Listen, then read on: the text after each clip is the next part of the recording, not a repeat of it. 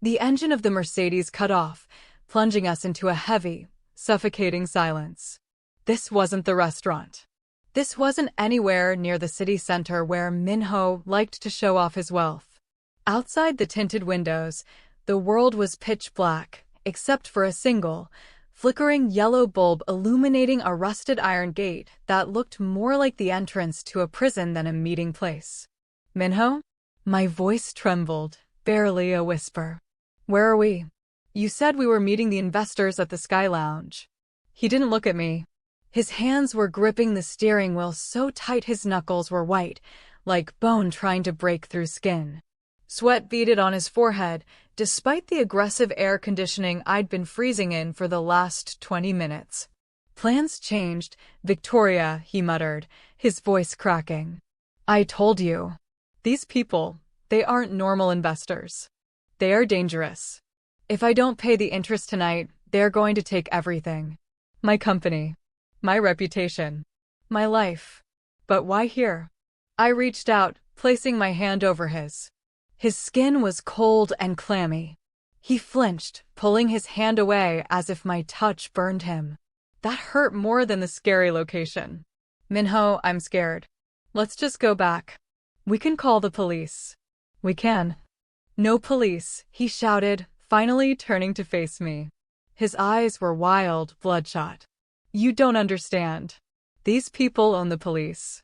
Look, I just need you to stand there. Just look pretty. Show them I have collateral.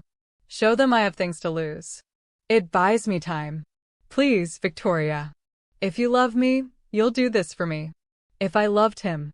That was the weapon he always used.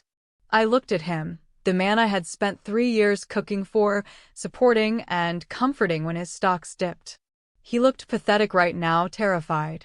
I took a deep breath, smoothing down my long, straight black hair that fell down my back like a curtain of silk.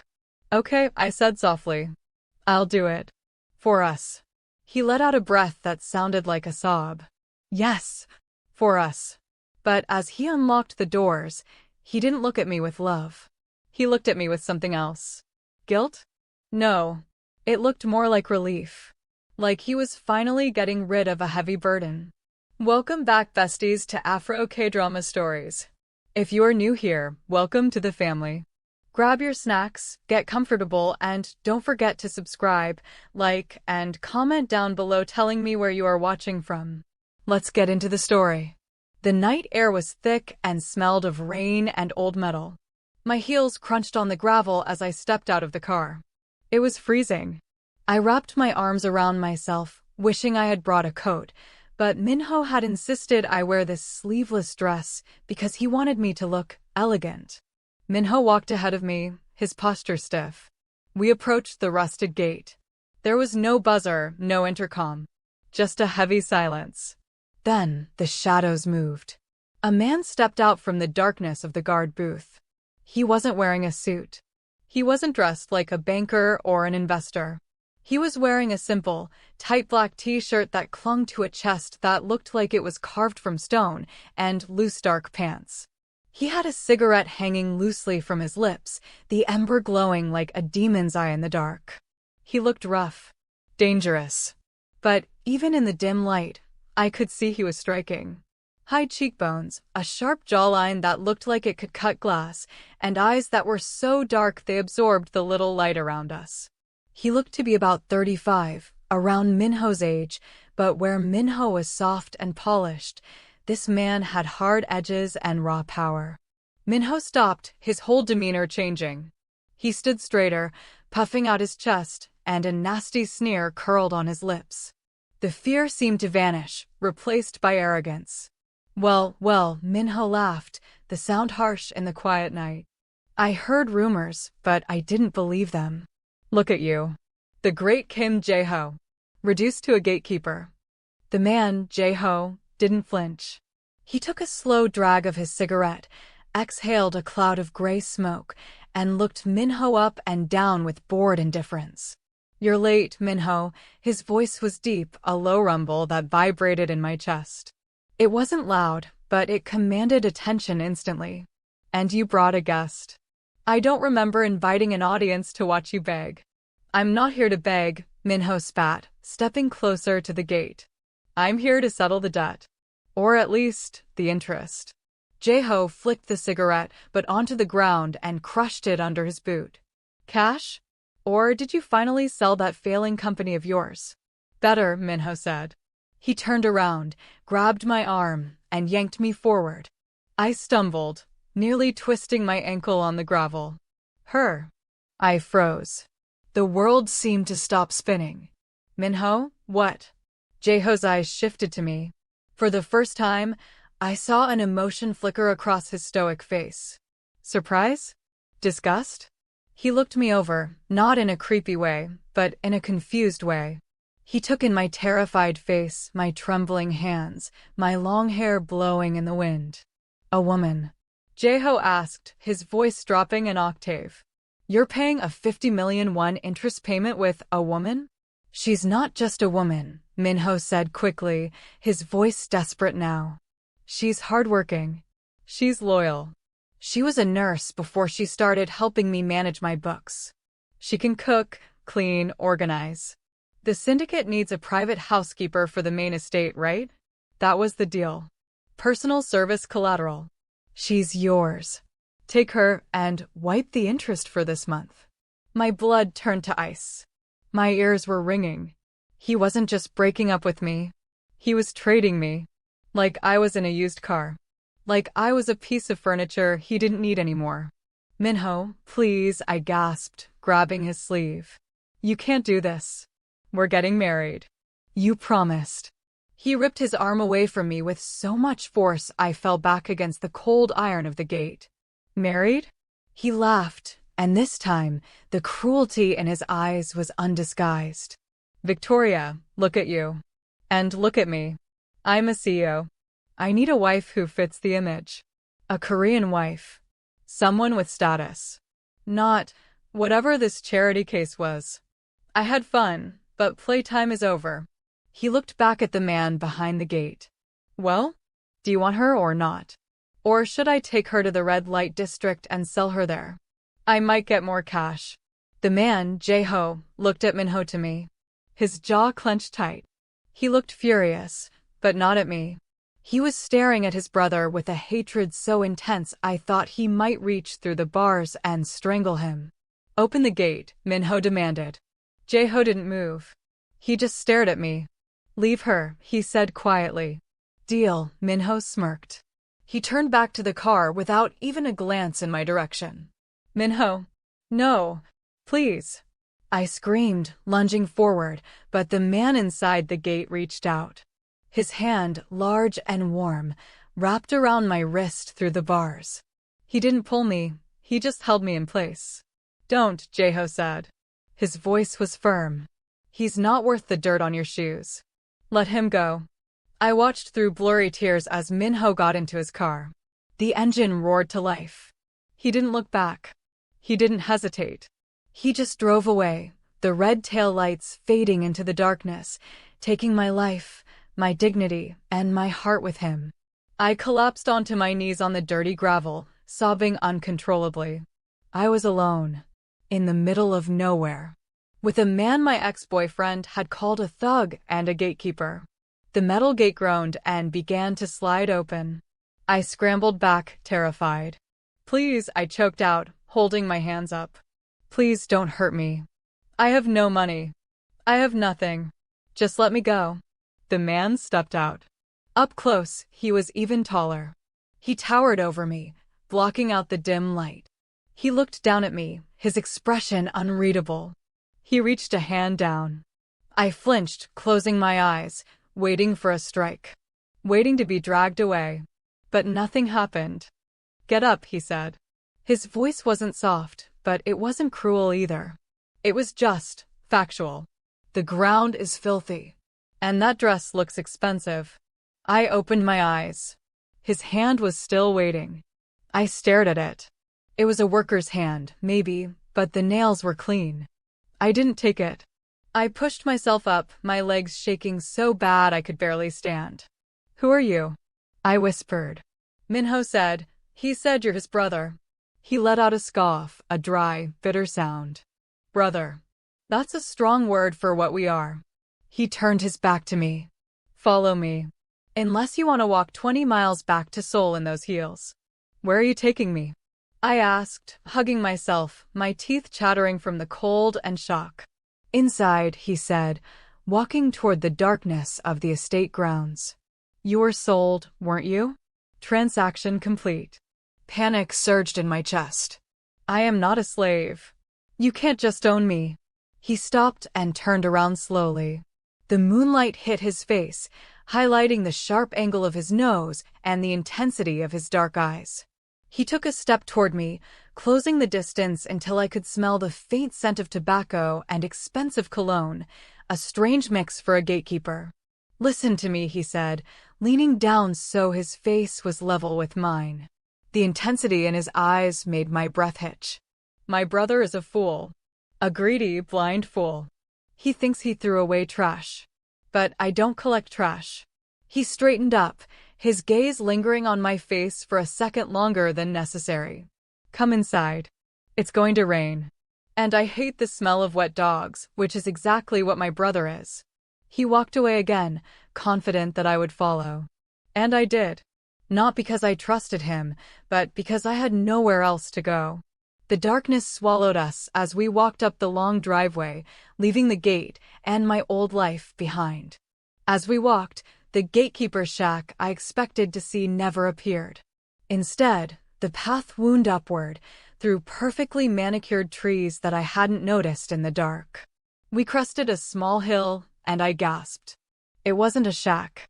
It wasn't a warehouse. It was a mansion. A sprawling, modern architectural masterpiece of glass and black stone, hidden completely from the main road by the trees.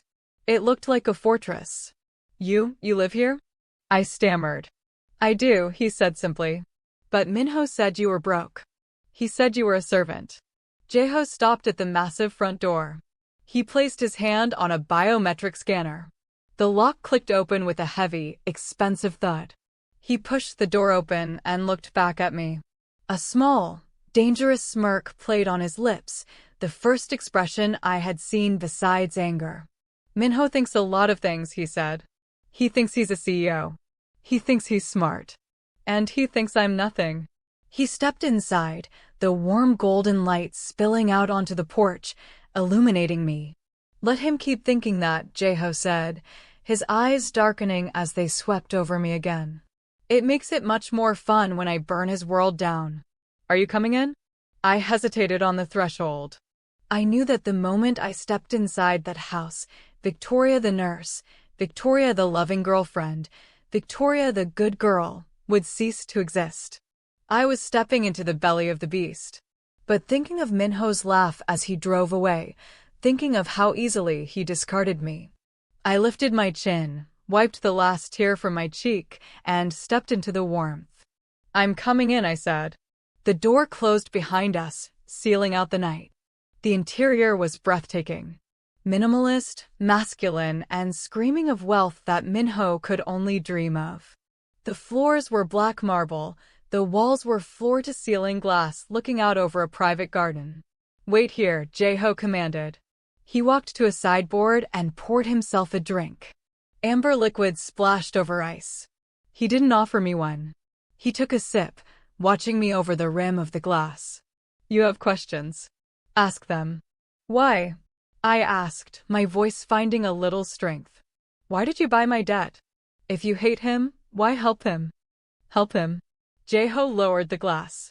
He walked closer to me, slowly, like a predator circling prey. The air between us grew thick, charged with a strange tension. He stopped inches from me. I could feel the heat radiating from his body. I didn't do it to help him, he whispered, his voice rough. I did it because I wanted to see how low he would go.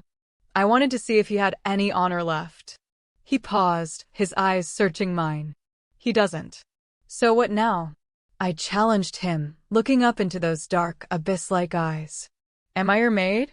Your prisoner. He leaned in closer. His hand reached out, and for a terrifying second, I thought he was going to grab my neck. Instead, his fingers grazed the ends of my hair, a touch so light it sent a shiver down my spine. You are whatever you decide to be, he murmured. But for tonight, you are a guest.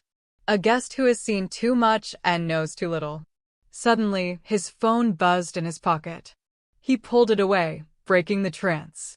He looked at the screen, and his face hardened back into stone. Go to the room at the top of the stairs. First door on the right. There are clothes there.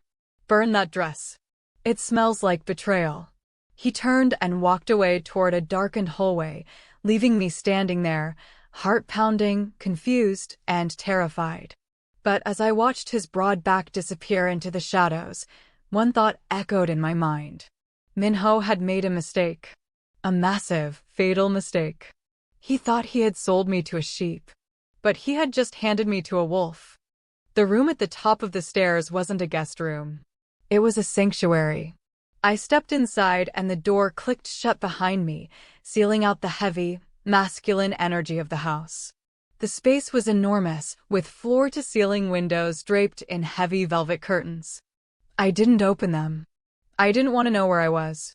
I didn't want to see the city lights that reminded me of him. On the bed, a massive thing with sheets that looked like spun silver, there was a box. No note. Just a black box. My hands were shaking so badly it took me 2 tries to lift the lid. Inside, there wasn't a fancy dress or lingerie. It was a set of silk pajamas in a deep, shimmering midnight blue. The fabric felt like water against my fingertips. Underneath, there were toiletries, a hairbrush, and a pair of soft slippers. It was practical. It was thoughtful. It was everything Min-ho never was. Min-ho bought me things he wanted to see me in. Tight dresses, high heels that pinched my toes. This was for comfort. I walked into the bathroom. It was bigger than my entire kitchen back at the apartment I shared with Min-ho. I turned the shower on, watching the steam rise, and stripped off the sleeveless dress Min-ho had made me wear. I balled it up, staring at the fabric that still smelled like his car, like his cologne. Burn it, Jae-ho had said. I didn't have a fire, so I shoved it deep into the trash can, burying it under used tissues. I stepped under the scalding water and scrubbed. I scrubbed my skin until it was red. I wanted to wash away the feeling of Min-ho's hand on my arm when he pushed me toward the gate. I wanted to wash away 3 years of lies. I cried then. I let the water mix with my tears so I wouldn't have to hear my own sobs. I didn't sleep that night. I laid in the center of that massive bed, listening to the silence of the house. Every creak, every wind gust made me jump. Was he coming? Was the gatekeeper going to come claim his purchase? But nobody came. The door remained locked. I was safe. Or as safe as a souled woman could be. Morning broke with a gray, overcast light bleeding through the edges of the curtains. I sat up, my head pounding. For a second, I forgot. I reached out to the other side of the bed, expecting to feel Min-ho's back. My hand hit cold, empty silk. The memory crashed into me like a physical blow. The gate. The debt. The sale. I'm here, I whispered to the empty room. I'm really here. My stomach growled, a loud, angry sound that cut through the pity party. I hadn't eaten since lunch yesterday. Min-ho had been too nervous to let me eat before the meeting. I put on the midnight blue silk robe, tightened the belt like it was armor, and opened the bedroom door. The hallway was quiet. I walked barefoot down the floating staircase, the black marble cool against my feet. I followed the smell of coffee. Rich, expensive coffee. I found the kitchen. It was sleek, industrial, and spotless. And it was empty. On the massive island counter, there was a plate covered with a silver dome. I lifted it. An omelet, perfectly folded, with a side of fruit and toast. Next to it, a steaming pot of coffee. No note. Just breakfast. I ate standing up, shoving the food into my mouth. I needed strength. If I was going to escape, or fight, or whatever I had to do, I couldn't be weak. I see you found the food. I spun around, nearly dropping the fork. Jae-ho was standing in the doorway leading to the living room. But he didn't look like the man from last night. The rough t-shirt was gone. He was wearing a crisp white dress shirt, the top buttons undone, sleeves rolled up to his elbows, revealing forearms that were thick with muscle and veined like a roadmap. He held a tablet in one hand and a phone in the other. He looked busy. He looked powerful. Yes, I swallowed the food quickly. Did you cook this? He didn't answer. He walked into the kitchen, the scent of sandalwood and coffee following him. He poured himself a cup, ignoring me for a moment as he checked something on his tablet. My staff doesn't arrive until 10, he said finally, taking a sip. I prefer my mornings quiet. Staff? I asked. I thought I was the staff. The housekeeper. He lowered the cup slowly, his dark eyes locking onto mine. The intensity was back. That heavy, suffocating weight that made it hard to breathe. Do you look like a housekeeper, Victoria? I don't know what I look like to you, I shot back, my defensive walls going up. I look like a payment. He set the cup down with a sharp clink. He walked around the island until he was standing right in front of me. I refused to back away, even though my heart was hammering against my ribs like a trapped bird. You are not a payment, he said, his voice low and dangerous. You are a witness. There is a difference. A witness to what? To the end of the dynasty group, he said simply. And the end of Kim Jae-Ho. Before I could ask what he meant, a loud commotion came from the living room. The sound of a TV being turned on. Boss, a voice shouted. It wasn't Jae-Ho. It was deeper, rougher. Jae-Ho frowned and turned, walking swiftly into the living room. I followed him, curious and afraid. A massive flat-screen TV was mounted on the stone wall. A news anchor was speaking excitedly in Korean. I understood enough to follow. I had learned the language for Jae-Ho. I had spent nights studying so I could impress his mother, the mother who never let me in her house. The headline flashed in bold red letters, Dynasty Group secures future. And there was the picture. It was a press conference. Flashbulbs were popping. Jae-Ho was standing at a podium, smiling. A smile I knew. A fake, practiced smile. And standing next to him, clinging to his arm, was a woman. She was petite, with porcelain skin and perfectly styled bobbed hair. She wore a white suit that looked like it cost more than my entire life's earnings. She looked at him with adoration. Guak Hirim, the announcer's voice filled the room. Heiress to the Guak construction empire. I felt the blood drain from my face. My knees buckled, and I grabbed the back of a leather sofa to keep from falling. We are delighted to announce, Jae-Ho's voice came through the speakers, clear and confident, not only a merger between our companies, but a union of our hearts. Hirim and I have been privately seeing each other for months, and we are happy to share our engagement. Months. The word echoed in my head.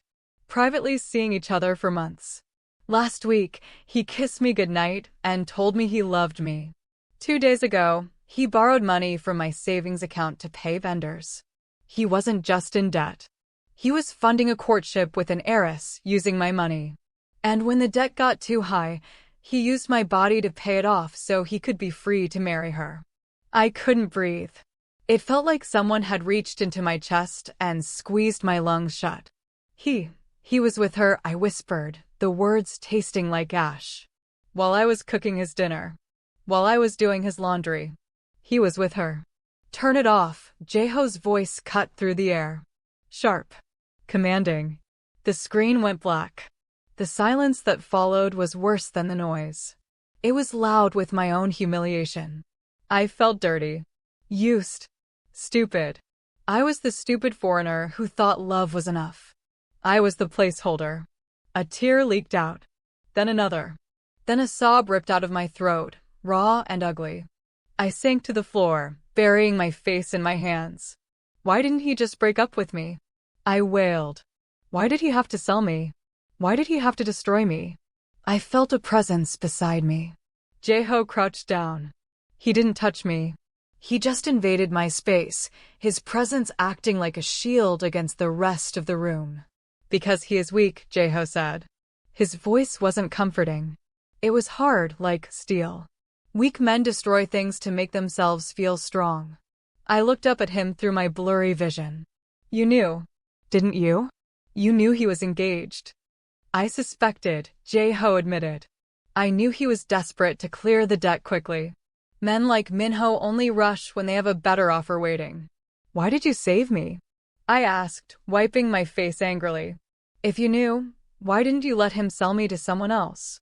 Why bring me here just to watch this? Jae-Ho reached out then. He took my chin in his hand. His fingers were rough, callous, but his grip was gentle. He forced me to look at him. To look into those endless, dark eyes. Because I need you, he said. For what? Cooking? Cleaning? No, he said, his thumb brushing away a tear on my cheek. The sensation sent a jolt of electricity through me that stopped my crying instantly. I have chefs.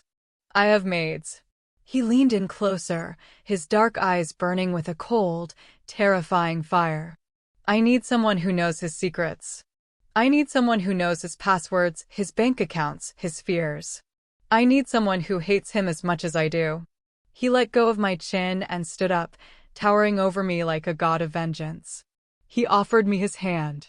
You can stay on the floor and cry, Victoria. You can be the victim. You can let him win. Let him marry the heiress and laugh about the girl he threw away. He waited, his hand steady in the air. Or, he continued, his voice dropping to a whisper that shivered down my spine. You can take my hand. You can stand up. And you can help me take everything from him. His company. His fiancé. His pride. Everything. I looked at his hand. It was an invitation to help, maybe. But looking at the blank TV screen, looking at the ghost of Min-ho's smiling face, something inside me snapped. The sadness didn't disappear, but it hardened. It turned into something sharp. Something cold. I reached up and grabbed Jae-Ho's hand. He pulled me to my feet in one smooth motion. We were standing chest to chest now. I could feel the heat of his body through the thin silk of my robe. The tension between us was palpable, a live wire humming with danger and something else. Good choice, he murmured, his eyes dropping to my lips for a fraction of a second before snapping back to my eyes. Now, go get dressed. Not in the robes. Wear the suit I left in the closet.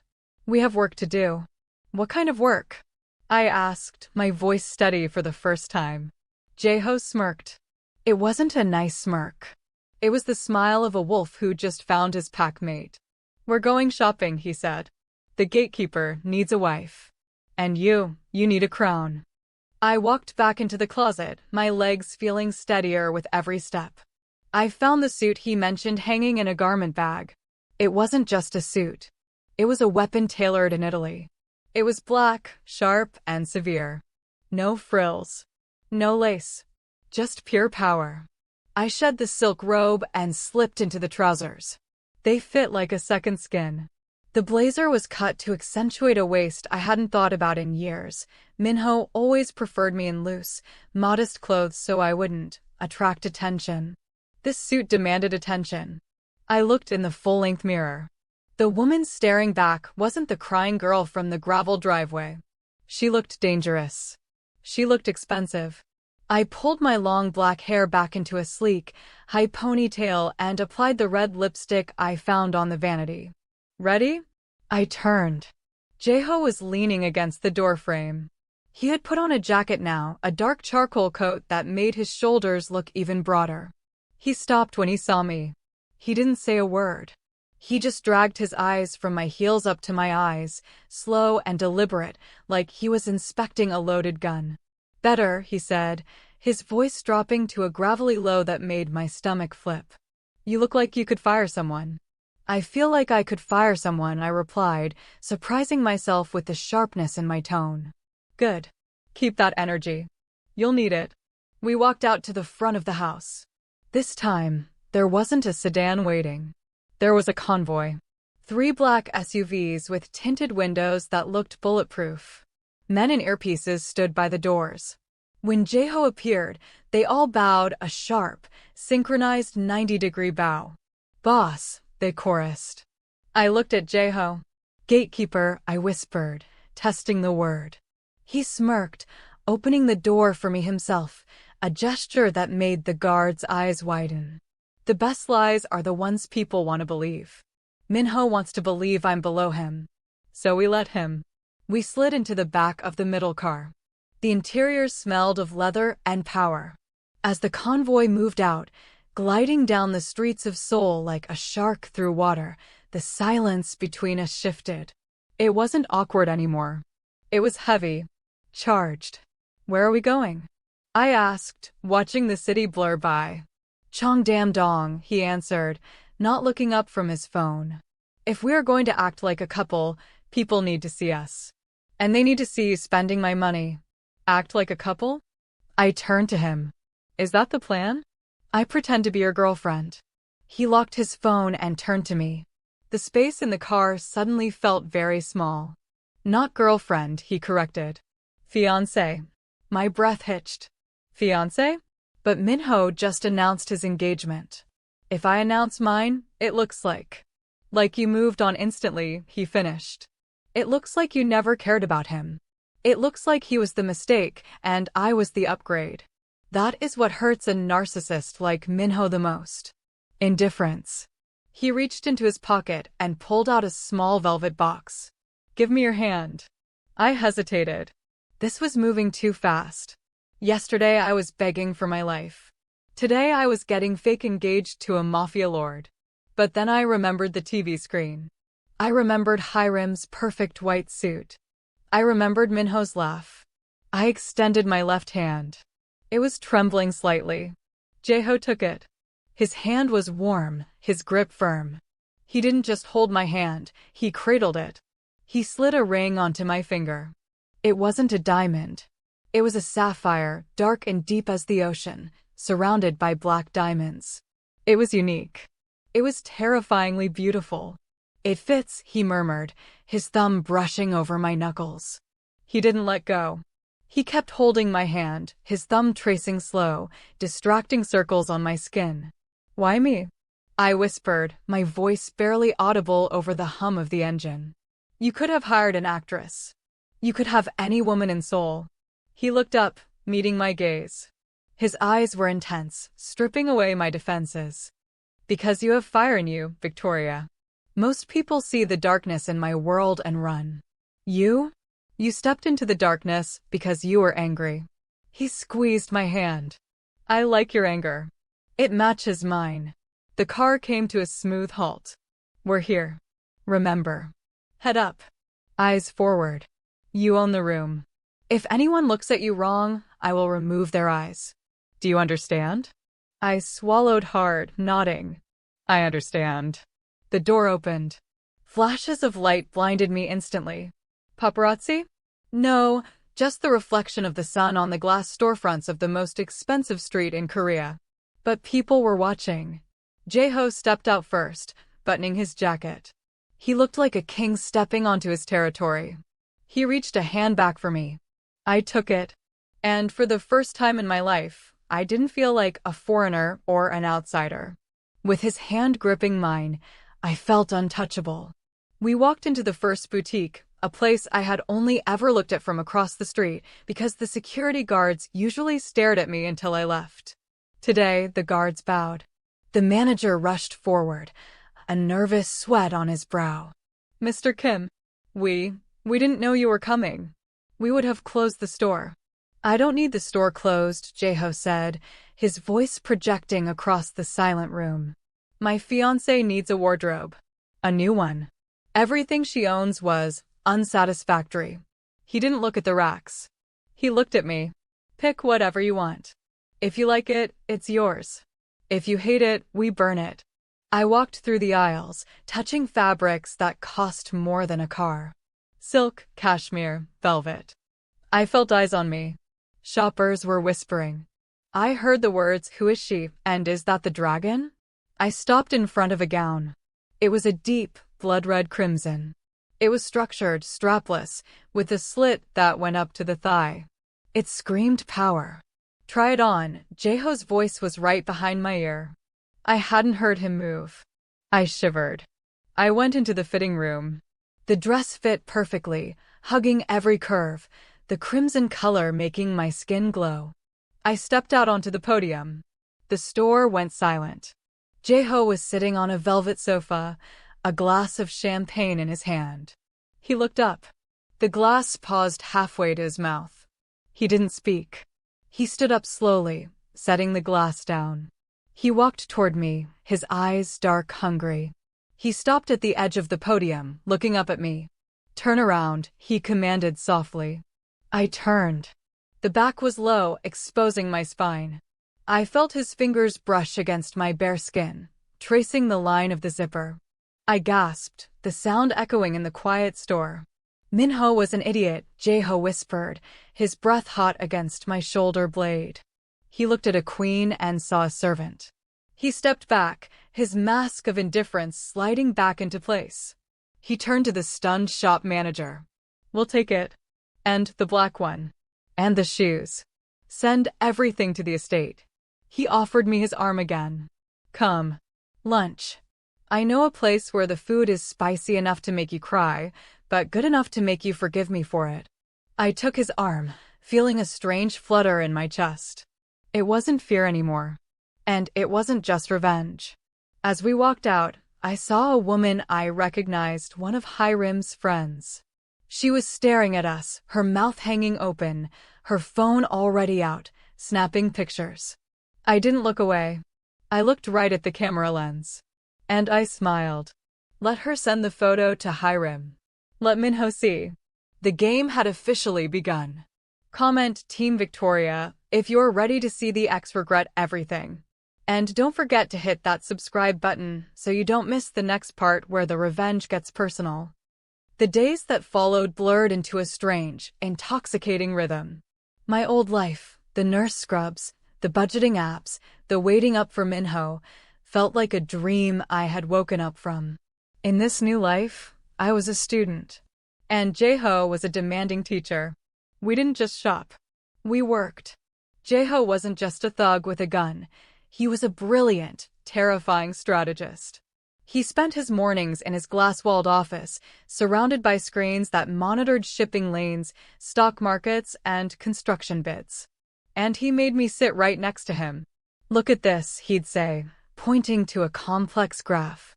"This is Min-ho's supply chain for the new Guac Plaza project. What do you see?" "It looks efficient," I'd say tentatively.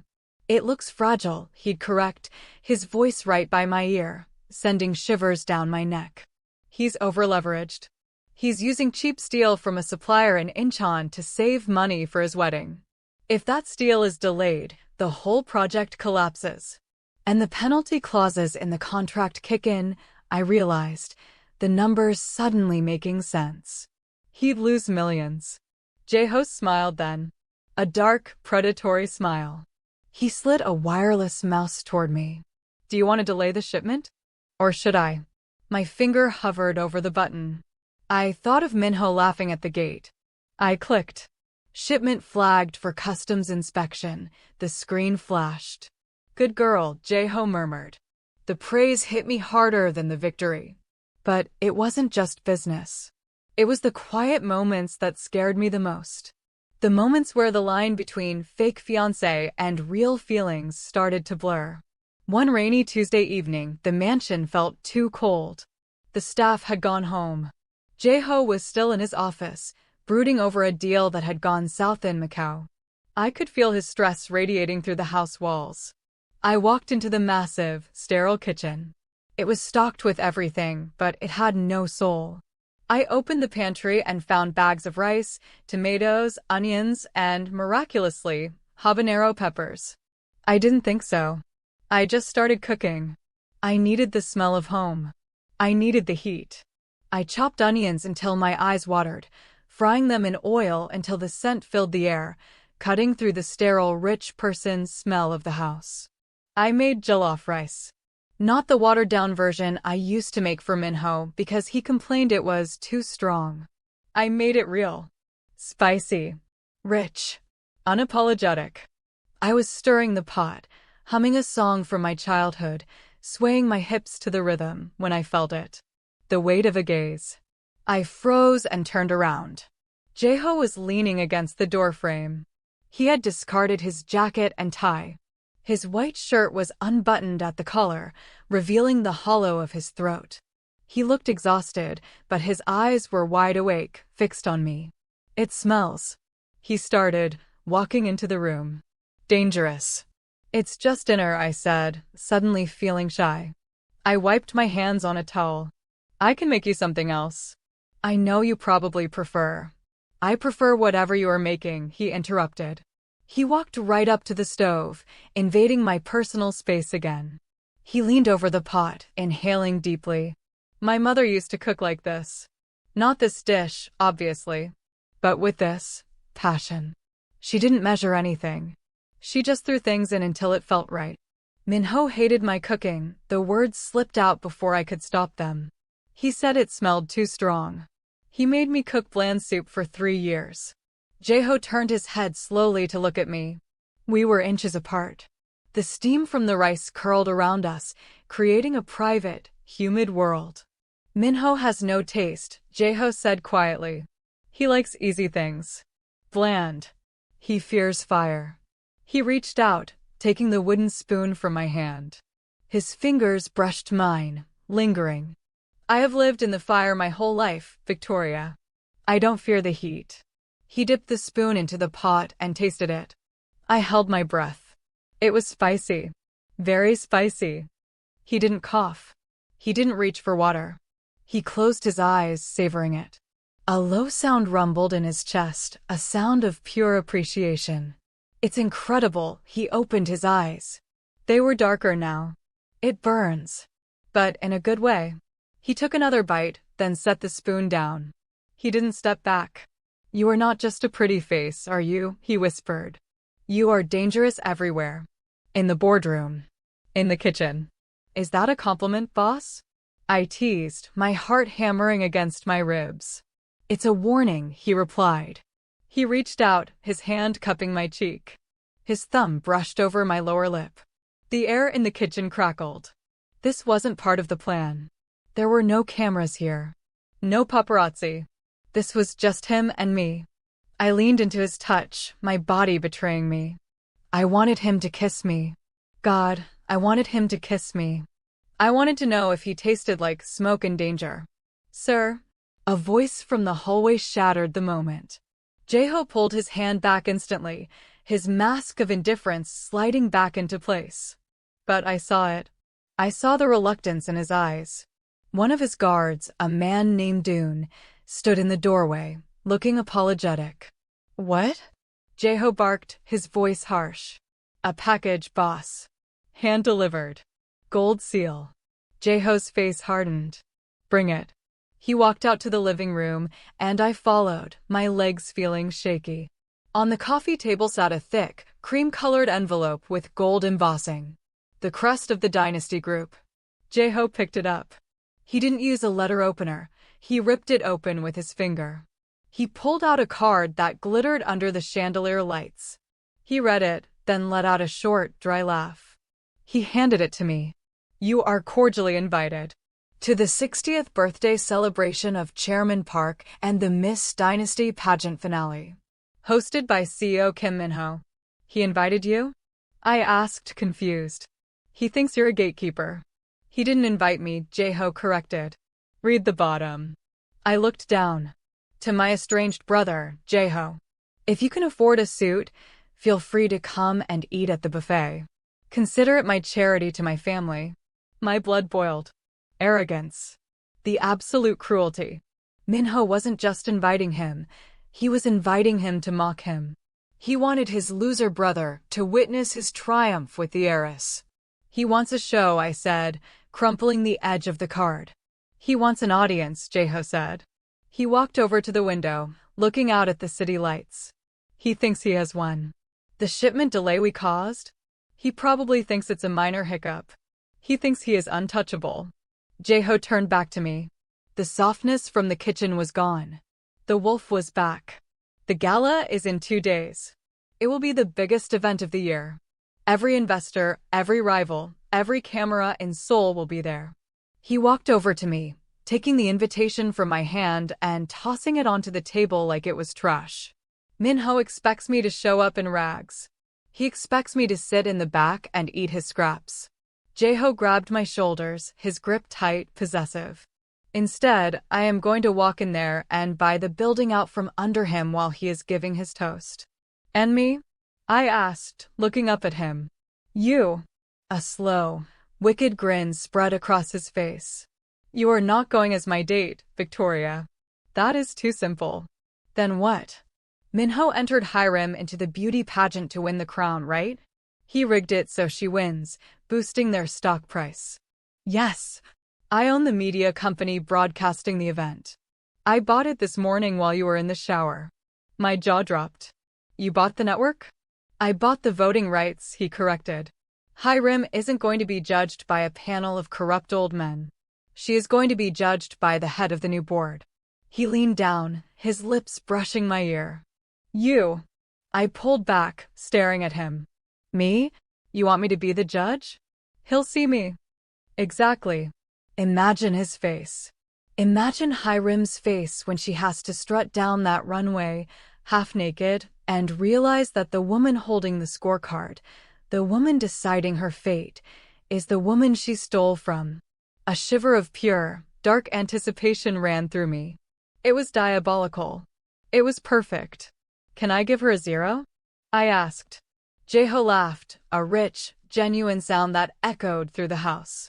Victoria, my love, you can give her a negative score if you want. You are the queen. For that night, his world belongs to you. He checked his watch. Get some rest. Tomorrow, we don't train for business. We train for war. You need to learn how to walk not like a model, but like an executioner. He turned to leave, heading back to his office, but he stopped at the door.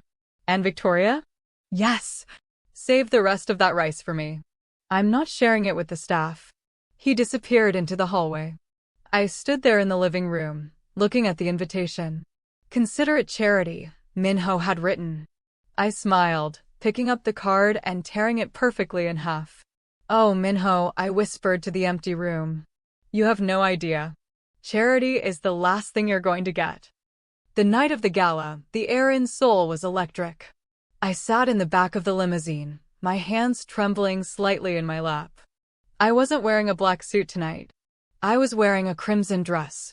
The one that looked like spilled blood and victory. It was strapless, hugging my curves like a second skin, with a slit that went dangerously high up my thigh. My hair was swept up in an intricate, regal bun, exposing my neck where a diamond choker, Jae-Ho's gift, glittered under the passing streetlights. Breathe, Jae-Ho's voice cut through the darkness of the car. He was sitting across from me. And God, he looked devastating. He was wearing a tuxedo, but not a standard rental. It was a black velvet dinner jacket that absorbed the light, tailored to perfection, emphasizing the width of his shoulders. He didn't look like a thug. He looked like the owner of the night. I can't, I whispered, touching the necklace. What if I trip? What if I freeze? Minho knows how to get in my head, Jae-Ho. He spent 3 years making me feel small. What if I see him and I just shrink? Jae-Ho leaned forward. He didn't cross the space to comfort me with a hug. He reached out and gripped my knee, his fingers warm and firm against my skin. You won't shrink, he said, his eyes locking onto mine with that intense, hypnotic stare. Because you are not his Victoria anymore. You are mine. The word hung in the air. Mine. It sent a jolt of heat straight to my core. It wasn't possessive in a bad way, it was anchoring. And besides, a cruel, confident smirk curled his lips. You hold the scorecard. You hold the gavel. Tonight, he is the one dancing for your amusement. Remember that. The car slowed to a halt. We were at the back entrance of the Grand Hyatt. This is where we part ways, Jae-Ho said. I have to go in through the front to play the role of the poor brother. You go to the backstage VIP area. Wait for the announcement. He squeezed my knee one last time, then pulled his hand away, leaving my skin cold. Give them hell, Victoria. I watched the event on a monitor from the backstage dressing room. The ballroom was dripping in gold and crystals. The Miss Dynasty pageant was Minho's brainchild, a way to show off his fiancé, Gwak Hyrim, to the world. The room was packed with Korea's elite, politicians, chaebol heirs, and celebrities. And there was Min-ho. He looked handsome, I couldn't deny that.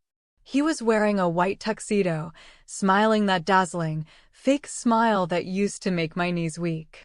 Hyrim was clinging to his arm, looking like a porcelain doll in a shimmering silver gown. They were being interviewed on the red carpet. "We are just so excited," Min-ho was saying to a reporter, squeezing Hyrim's waist. "This night is about beauty, elegance, and the future of the dynasty group. Hyrim isn't just a contestant. She embodies the grace our company stands for." "And the rumors of a merger?" the reporter asked. "Confirmed," Min-ho beamed. "With this union, we will be unstoppable." I felt bile rise in my throat.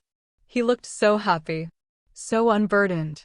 He had sold a human being into slavery 4 days ago, and tonight he was talking about grace. Then the camera shifted. A ripple of confusion went through the crowd near the entrance. The sea of reporters parted. Jae-Ho walked in. He was alone. No guards. No entourage. He walked with a lazy, predatory grace, his hands in his pockets. The crowd whispered. They recognized him as the black sheep, the illegitimate son who had vanished. Min-ho saw him. His smile faltered for a second, then twisted into a sneer. He whispered something to Hyrim, who laughed, covering her mouth with a dainty hand. Min-ho excused himself and walked straight toward Jae-Ho. The camera followed. I turned up the volume on the monitor, my heart pounding. "You actually came." Min-ho's voice was loud enough for the nearby guests to hear. He stopped in front of Jae-Ho, looking him up and down with exaggerated pity. "I thought you'd be too busy. What is it you do? Guarding warehouses? Parking cars?" Jae-Ho didn't take his hands out of his pockets. He smiled, but it didn't reach his eyes. "You sent an invitation, brother. It would be rude not to accept charity." Min-ho laughed, clapping Jae-Ho on the shoulder. It was a condescending, heavy pat. "Well, try not to steal the silverware. And stay away from the VIP section. That's for the investors. The buffet is in the back, near the kitchen. Stick to your level." "I'll keep that in mind," Jae-Ho drawled. "Good luck tonight. You have a lot riding on this." "I don't need luck," Min-ho sneered, leaning in close. "I have the winner on my arm. Just watch and learn how real men do business." Min-ho turned his back on him and walked away, adjusting his expensive cufflinks. Jae-Ho watched him go. And then, he looked directly into the security camera mounted on the wall. He knew I was watching. He winked. 20 minutes later, the lights dimmed. The show began. The music started, a dramatic orchestral piece. The announcer's voice boomed through the hall. "Ladies and gentlemen, welcome to the Miss Dynasty finale. Tonight, 5 finalists will compete for the crown and the face of our new campaign." The girls walked out. They were beautiful. Tall, slender, perfect. But Hyrim was clearly the star. She walked last, wearing a gown that sparkled so much it hurt to look at. She blew kisses to the judges. She owned the stage. Min-ho was sitting in the front row, clapping louder than anyone else. He looked like a king surveying his kingdom. I stood up in the dressing room. My hands were sweating. "Ms. Victoria?" A stage manager with a headset poked his head in. He looked at me and his eyes widened. He blushed. Wow. They're ready for you." "I'm ready," I said. My voice didn't shake. I walked down the dark corridor toward the stage entrance. Every step echoed on the concrete floor. Click, click, click. I thought about the gate. I thought about the cold gravel. I thought about the gatekeeper. I reached the curtain. And now, the announcer's voice reached a fever pitch. "We have a special surprise.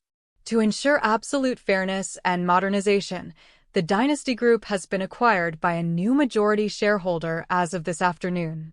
The crowd gasped. Min-ho stopped clapping. He stood up halfway, looking confused. He looked around for his lawyers.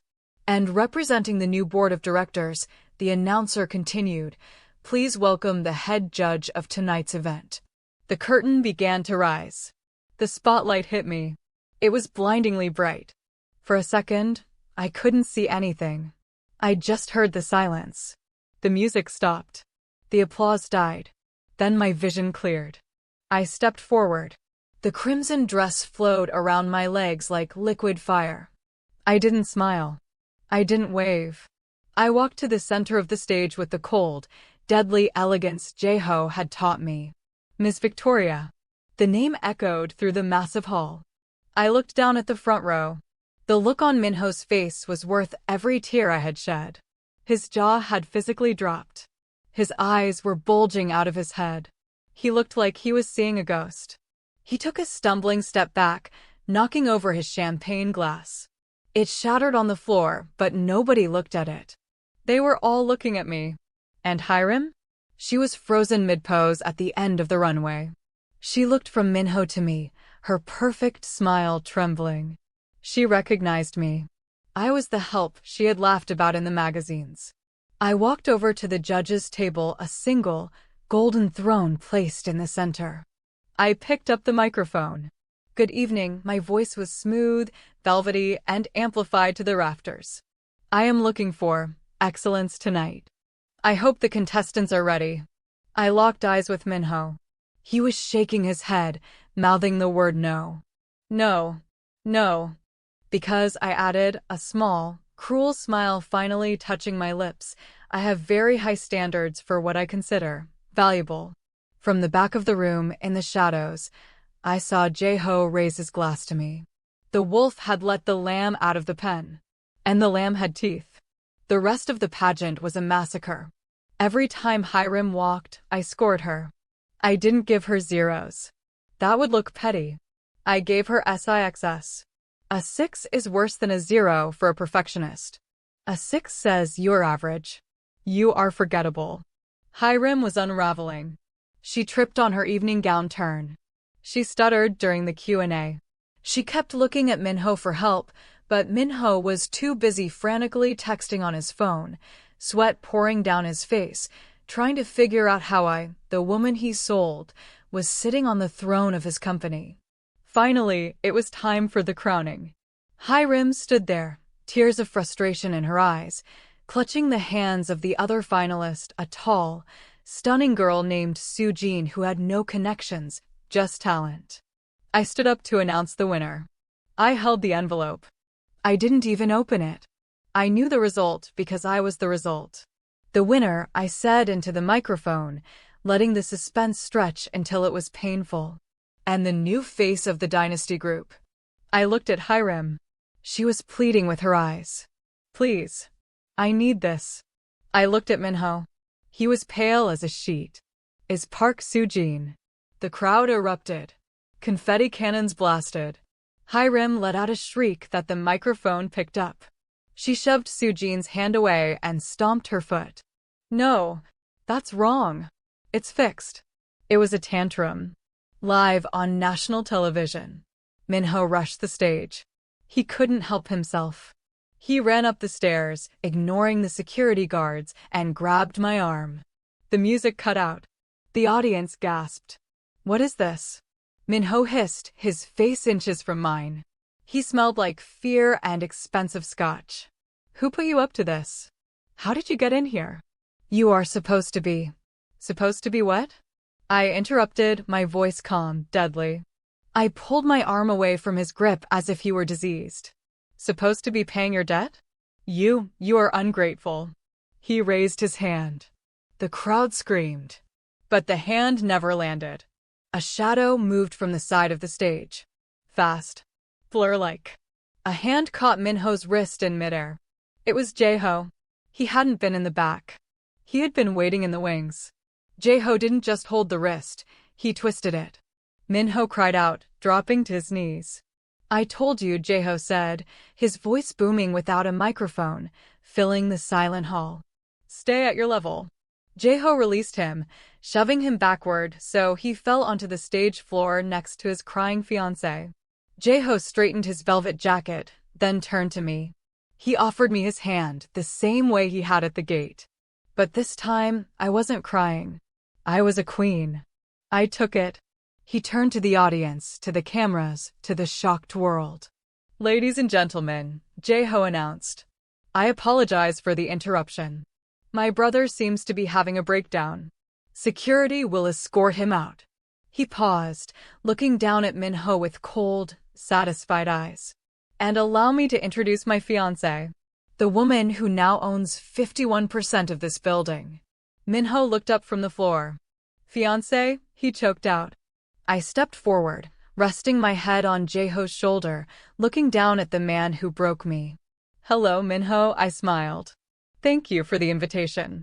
But I think you're sitting in my seat. Min-ho didn't go quietly. That was the most pathetic part of it all. As two burly security guards hoisted him up by his pristine white tuxedo jacket, he started kicking and screaming like a toddler who had been denied a toy. This is illegal, he shrieked, his voice cracking under the strain. You can't do this. I am the CEO. I am Kim Min-ho. That woman is a fraud. She's nobody. Hiram, seeing her ship sinking, did exactly what a rat does. She scrambled to her feet, wiping her mascara-stained tears, and pointed a shaking finger at him. He lied to me, she yelled at the cameras, her voice shrill. I didn't know. He told me he was rich. He told me he owned everything. I am a victim here. The flashes from the cameras were blinding. It was a feeding frenzy. The image of the perfect power couple turning on each other on live television was going to be on the front page of every newspaper in the country by morning. I stood there, watching them. I expected to feel pity. I waited for that old part of me, the Victoria who used to nurse him when he had a fever, to feel sorry for him. But I felt nothing. Just a cool, quiet silence where my heart used to break. Jae-Ho didn't even look at them as they were dragged off stage. He was looking at me. He reached out and adjusted the strap of my crimson dress, his knuckles grazing my collarbone. Are you done? He asked softly, ignoring the chaos erupting around us. I looked at the empty spot on the floor where Min-ho had been kneeling. Yes, I breathed out. I'm done. Good, Jae-Ho said. He turned to the stunned audience, to the board members gaping at us, and to the millions watching at home. He raised a hand, and the room went silent again. The gala is over, he announced, his voice bored. The open bar remains open. Drink to the new management. But the Queen. He paused, looking down at me with a smirk that promised trouble, is tired. He offered me his arm. We walked off the stage together, not looking back once. We didn't go to the after-party. We went straight to the rooftop. The night air was freezing, but my blood was running hot. We stood at the railing of the hotel, looking down at the city of Seoul spread out beneath us like a carpet of diamonds. Far below, we could see the flashing lights of police cars. Min-ho was likely being arrested for fraud, embezzlement, or the mountain of illegal loans Jae-Ho had uncovered in his files. Jae-Ho took off his velvet jacket and draped it over my shoulders. It was heavy and smelled of him, sandalwood, tobacco, and rain. You were terrifying out there, he said, leaning his elbows on the railing next to me. I had a good teacher, I replied, pulling the jacket tighter around myself. No, he shook his head, looking at me. I gave you the weapon. You chose to pull the trigger. That was all you, Victoria. He reached into his pocket and pulled out a pack of cigarettes. He tapped one out but didn't light it. He just rolled it between his fingers, staring at it. So, he said, his voice unusually quiet. The contract is fulfilled. My heart stopped. The wind seemed to suck the air out of my lungs. The contract, I repeated. The deal, Jae-Ho said, still looking at the unlit cigarette. You helped me destroy him. We destroyed him. His company is mine. His reputation is ash. He has nothing. The debt is paid. He turned to face me. His face was unreadable, a mask of stone. You are free, Victoria. The debt Min-ho owed is cleared. You don't have to be the fake fiancé anymore. You don't have to live in my house. You can take your share of the payout, which is substantial, and go anywhere. Back to Nigeria. To Europe. Anywhere. He waited. I stared at him. This was the moment. The gatekeeper was opening the gate. He was letting me leave. I looked at his hands, the hands that had pulled me up from the gravel. The hands that had cooked for me. The hands that had destroyed his own brother to defend my honor. I took a step toward him. "You're firing me?" I asked, a small smile playing on my lips. Jae-Ho blinked, the mask cracking just a little. "I am releasing you. There is a difference. And what if I don't want to be released?" He froze. He dropped the cigarette. It tumbled over the edge of the balcony, falling down into the darkness. "Victoria," he warned, his voice rough. "Don't play games. You know who I am. You know what I am. I am not a CEO in a white suit. I am a criminal. I am dangerous. Min-ho was a bad man, but I am a monster." "I know," I said, taking another step. I was right in front of him now. I reached up and placed my hands on his chest, feeling the frantic beat of his heart through his shirt. It was beating as fast as mine. "But you're my monster," I whispered. Jae-Ho let out a sound that was half groan, half growl. He grabbed my waist, pulling me so flush against him that I gasped. "You had your chance to run," he muttered, his eyes searching mine with a desperate, hungry intensity. "I gave you an out." "I don't want an out," I said, reaching up to run my fingers through his dark hair. "I want in. I want the house. I want spicy food. I want the business. And I want the gatekeeper." He didn't speak.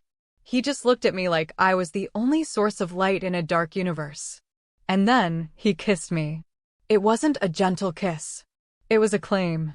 It was fierce and hot and desperate. It tasted of victory and danger. I melted into him, wrapping my arms around his neck, the velvet jacket slipping off my shoulders as his hands roamed over the silk of my dress, possessing me completely. We stood there on the rooftop, the new king and queen of the city, wrapped in each other's arms while the world below us burned. This is the moment we have been waiting for. Before we get to the final epilogue, make sure you smash that like button if you love this revenge. And subscribe to Afro K-Drama Stories for more spicy billionaire romances. Let's see where they are 1 year later. 1 year later. The baby shower was loud. My mother had flown in from Lagos, and she was currently in the kitchen of the mansion, teaching Jae-Ho's stern-faced security guards how to dance to Afrobeats. The smell of jollof rice and galbi Korean ribs filled the air, a perfect fusion. I sat on the patio, resting my hand on my swollen belly. 8 months. A little boy. Tired. Jae-Ho appeared beside me. He wasn't wearing a suit today. He was wearing jeans and a black t-shirt, looking relaxed, younger. He handed me a glass of iced juice. "Just a little," I smiled, taking it. "Your son is kicking like a martial artist." Jae-Ho crouched down, placing his large hand over my stomach. Immediately, the baby kicked against his palm. Jae-Ho smiled, a real, wide, unguarded smile that still made my heart flutter. "He knows his father," he said softly. "He knows his father is a softie," I teased. Jae-Ho raised an eyebrow. "Careful. The world still thinks I'm terrifying." "The world can think whatever it wants," I said, leaning back. "By the way, did you see the news?" Jae-Ho's face darkened slightly. "I saw." I picked up the tablet from the table. The headline was small, buried in the back pages of the business section. Former CEO Kim Min-ho sentenced to 10 years for fraud. The article had a picture. It was Min-ho in a prisoner's uniform, looking gaunt, old, and broken. He was being led onto a bus. "He wrote a letter," Jae-Ho said quietly. "To you." I froze. "You kept it?" "I burned it," he said simply. "You don't need to read his apologies, Victoria. He isn't sorry he did it. He is sorry he lost." I looked at Jae-Ho. He was right. I didn't care. I didn't care what Min-ho had to say. He was a ghost. A bad memory. "Good," I said, putting the tablet down. "I don't have time for letters. I have a dynasty to run." Jae-Ho laughed, standing up and pulling me carefully to my feet. "That you do, Mrs. Kim. That you do." He kissed my forehead, then led me back inside toward the music, the laughter, and the family we had built from the ashes of betrayal. Minho had sold me for a few million won. He thought he was making a deal. But looking at Jae-Ho, looking at my life now, I realized Minho was the one who got scammed. He gave away the world. And I kept it. The end.